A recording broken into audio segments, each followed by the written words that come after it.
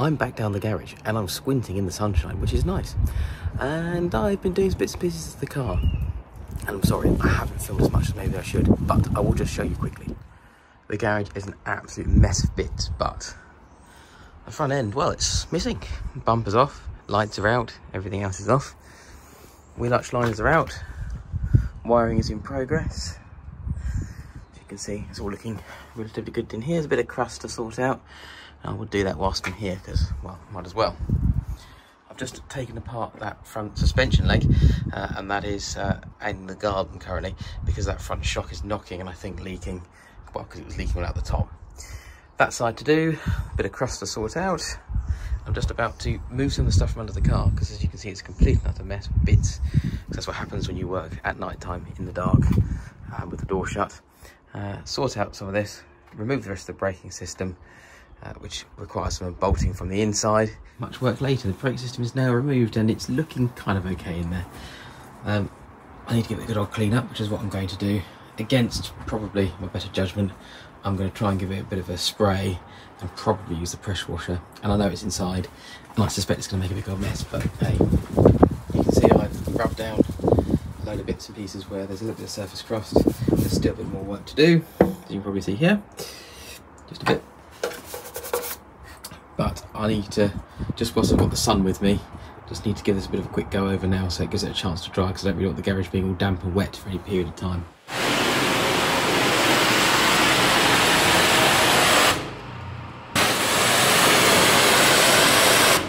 Okay, so it went probably as well as I'd hoped. Maybe better than I expected. It's not too wet down there. What I did was I scrubbed everything using a detailing brush and some degreaser, and then just sprayed it all down with the water, but very selectively, using the pressure washer at close range, and just did it panel by panel, and it's come up okay. It seems to have removed pretty much all of the grease, which is good, exactly what I wanted. I'm not done. I've got some panel work to be doing. I need to go over it. There's a lot of overspray everywhere. I'm going to key everything up. I also need to treat areas which I've taken to bare metal, and there are a few other areas as well that I just want to take a look at. Some of the bits where the drive shafts are rubbed, just there and there, for example. A little bits down here, and a little bit just down here.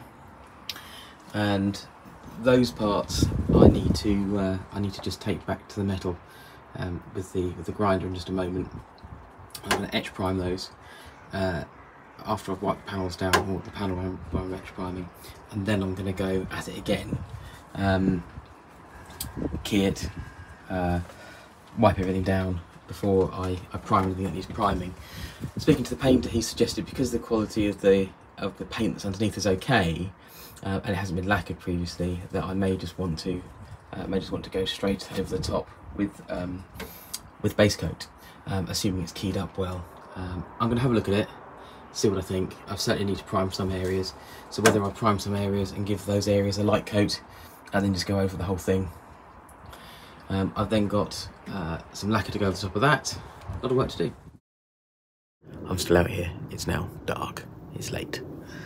I have sprayed up everything that needs to be sprayed up. I've gone back to areas where there is just sort of areas of surface crust really, and I've etch primed it, which is, well, probably the best way of dealing with bare metal.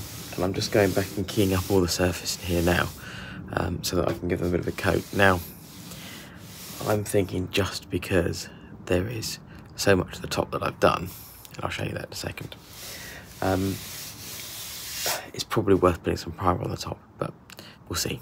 So you can see keying it all up, and just a few areas. I really just don't want to have to paint this and then find that I've got a little bubble or something popping back through.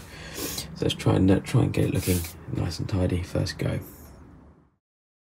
Well, due to form, it's late, and of course I've been and done things since I last spoke to you. So the question was, do I decide to prime the engine bay, or do I just do bits? Now, I've rubbed bits and pieces down, and I have sorted out a couple of spots of light surface corrosion, and this is the net result.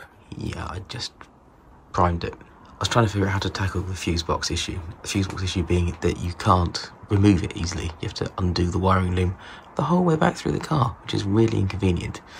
So for the moment, at least, it's just attached to the ceiling. There we go.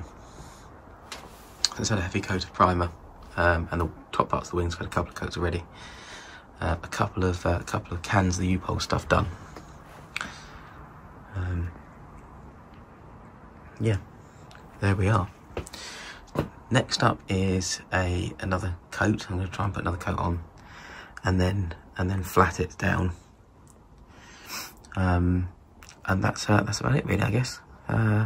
Puts me in a good place to be able to paint the thing on Tuesday, which is the day after next night, Sunday evening.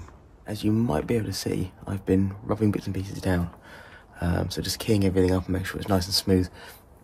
I need to clean all this off in the morning. I've got tack cloths, but I want to hoover out the worst of the dust before I go over with the tack cloths, and then just make sure everything's okay, and maybe give it a final prime if it needs it, and a final rub down.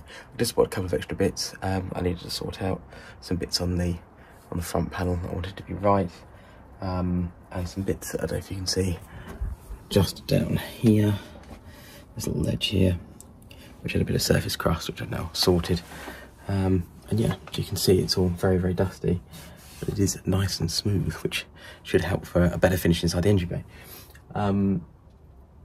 It's not perfect, and of course, why should it be? There's seam sealer everywhere, which is exactly how it should be. And already painting it and lacquering it is sort of at odds really with how I want this thing to look, in that I want it to be original looking under here, and they weren't ever lacquered underneath, and they'd always look a bit rubbish. And modern engine bays are worse. If you pop over the bonnet of the Fiesta or what's equivalent of Focus right now, you'll see where they've painted the outside of the car, and there'll be bits of paint, and it's mostly the coating on the metal rather than actual paint everywhere. So it's not like the engine bays are properly painted. The reason why I'm painting and then lacquering it is because, firstly, because the paint requires lacquer. Secondly, because if you go with a satin lacquer or something similar, then you have to basically have a good enough finish in the first place and not really rub it down, flat it, and polish it, because then presumably it goes shiny. So this is being painted with the correct paint, and then having a 2K scratch resistant lacquer put over the top. So hopefully it should last relatively well, but we will see. I'm just going to move on to the wheel arches, and then I'm going to remask everything I need to remask. And then I think that's probably about as much as I can do for tonight, and then tomorrow is going to be a full day of painting. Oh, I do need to sand and prime the bonnet hinges, because they aren't perfect by any stretch.